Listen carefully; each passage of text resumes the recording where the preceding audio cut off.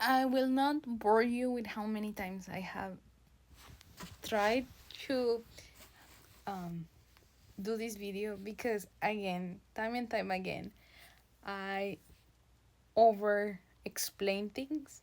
But I wanted to come here and talk about something that I have not seen a lot of people talked about.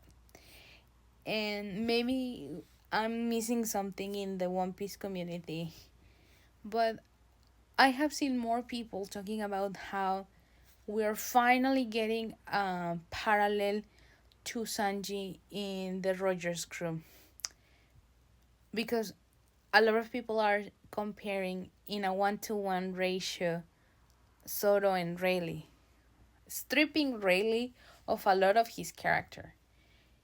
Granted, the core personalities are the same, which is a swordsman that has an alcohol problem.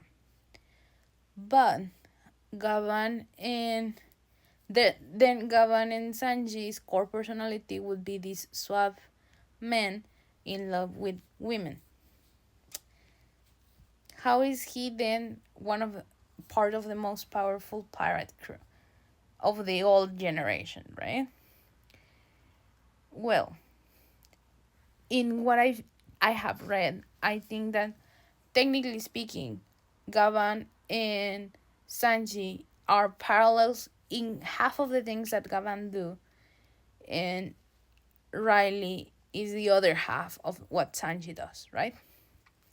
Because from the flashback and from what we have gathered with the interactions we had with Riley, Sanji and Riley have the same like stone cold mentality and their spy like abilities. Yes, all three of them, Roger, Gavan, and Rayleigh, were madly in love with women. Like, have you seen Rayleigh talk about Chucky? Come on. Like in the flashback, you saw the flashback. He was also this suave boy.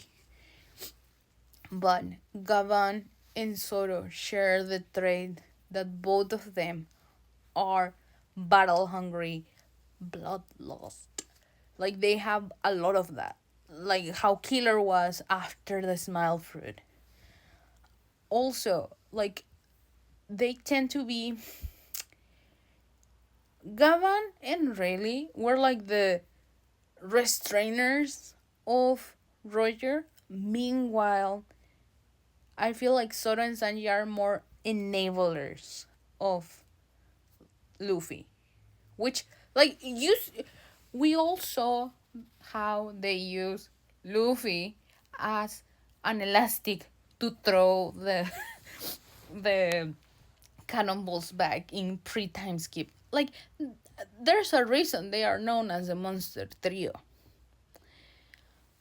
But again, I feel like we are comparing the Rogers Pirates with the Straw Hat crew in a 1-to-1 ratio, when in reality they are foils of each other. Like, yes, they parallel each other, but at the same time, they are not the same. Yes, I feel like they are mixed. Like, all of the Rogers crew are a mix of all of the Straw Hats crew, in a sense. And because that's what the story demands of them.